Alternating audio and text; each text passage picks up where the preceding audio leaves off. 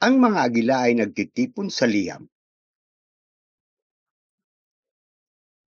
Magandang umaga at shalom mula sa silangan, kanluran, hilaga at timog. Mga kaibigan ko, narito ang ating propita, si Brother Joseph Branham. Ang mga agila ay sama-samang nagtitipon sa liham mula sa Branham Tabernacle sa Jeffersonville, Indiana. Minamahal na mga perpekto, ang tinig na ating naririnig sa mga tape ay ang parehong tinig na maparinig ng kanyang salita sa halamanan ng Eden, sa bundok ng Sinai at sa bundok ng pagpabagong anyo. Ito ay tumutungog ngayon kasama ang kumplito at pangwakas na pahayag ni Jesus Kristo. Ito ay tinatawag ang kanyang nobya. Inihanda siya para sa pagdagit. Naririnig ito ng nobya. Tinatanggap ito.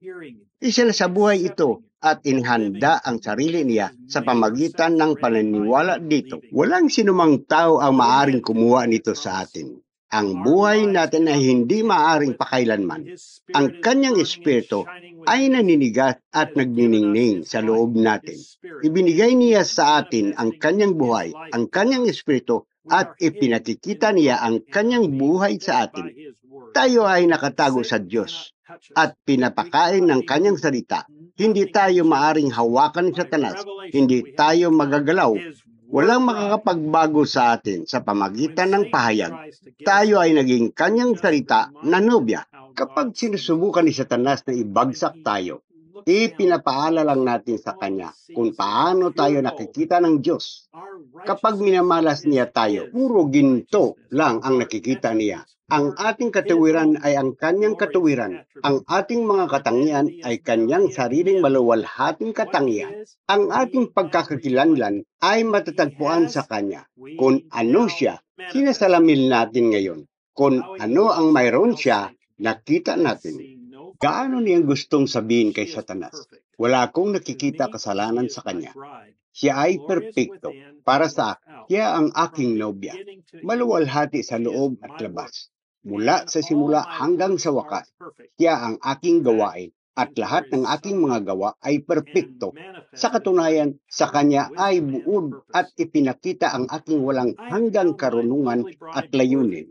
Nakita kong karapat-dapat ang aking mahal na nobya, kung paano ang ginto ay lumambot. Inahayag niya ang pagdurusa para sa akin.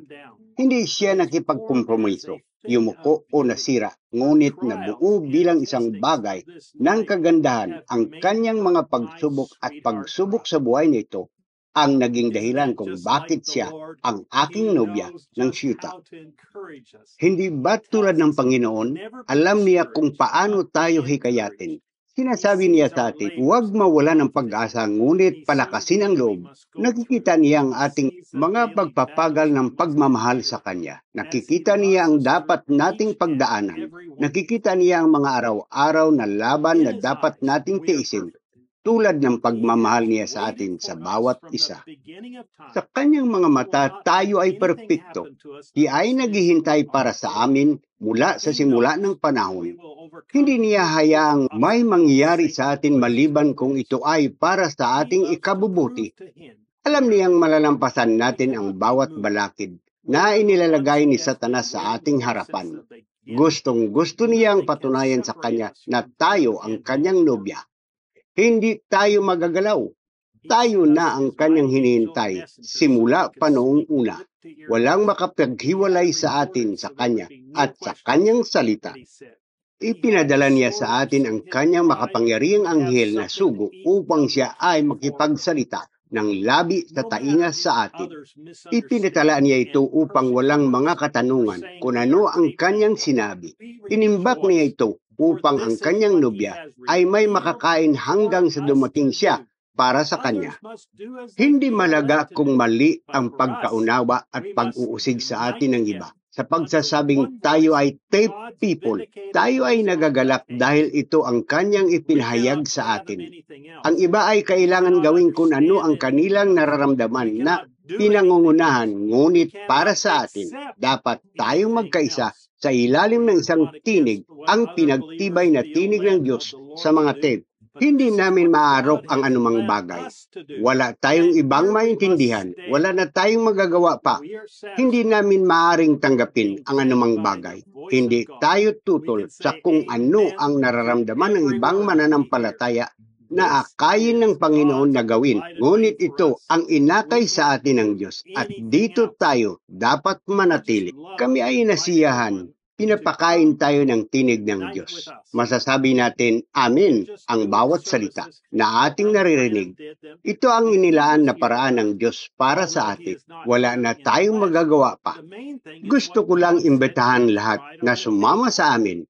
Gumagawa lang tayo ng mga serbisyo kung paano sila ginawa ni kapatid na Branham noong narito siya sa lupa. Bagamat wala siya rito sa laman, ang pangunahing bagay ay ang sinabi ng Diyos sa kanya, sa kanyang nobya, sa mga tape. Pinanyayahan niya ang mundo na maging bahagi ng hook-up ng teleponin. Ngunit kung gusto lang nila, pinatipon niya sila saan man nila magawa upang marinig ang tinig ng Diyos na nagsasalita sa kanilang lahat ng sabay-sabay.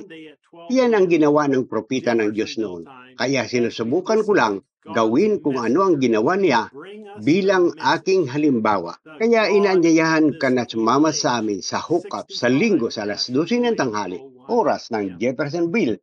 Habang nakikinig kami sa mensahero ng Diyos na dinadala sa amin ang mensahe, ang Diyos ng masamang kapanahunan, ito, 65-0801M. Brother Joseph Branham. Mga banal na kasulatan dapat basahin bago marinig ang mensahe. San Mateo, ika-24 kabanata at San Mateo, kapitulo 27, versikulo 15 hanggang 23. San Lucas, kapitulo 17, versikulo 30. San Juan, kapitulo 1, versikulo 1. At San Juan, kapitulo 14, versikulo 12. Mga gawa, kapitulo 10, versikulo 47 hanggang 48. Una Korinto, kapitulo 4, versikulo 1 hanggang 5 at ika-14 na kabanata. Pangalawang Korinto, kapitulo 4, versikulo 1 hanggang 6. Galacia, kapitulo 1, versikulo 1 hanggang 4. Episo, kapitulo 2, versikulo 1 hanggang 2. At Episo, kapitulo 4, versikulo 30. Pangalawang Tesalonica, kapitulo 2, versikulo 2 hanggang 4. At pangalawang Tesalonica, kapitulo 2, versikulo 11. Hebreo, ika-7 na kabanata. Unang Juan, kabanata. At kapitulo 3, versikulo 10. Unang Juan, kapitulo 4, versikulo 4 hanggang 5. Apokalipsis, kapitulo 3, versikulo 14. At kapitulo 13, versikulo 4. At kabanata 6, 8 at 11, 12. At kapitulo 18, versikulo 1 hanggang 5. Kawikaan, kapitulo 3, versikulo 5. Isaias, kapitulo 14, versikulo 12 hanggang 14. Mag-subscribe at pindutin ang bell para sa mga notification. Maaari mong marinig ang lahat ng mga kasulatang ito na nabasa sa sumusunod na video sa pitsang ito. Hanggang sa susunod, pagpalain kayo ng Diyos at Shalom. www.branhamtabernacle.org www.sthefellowship.info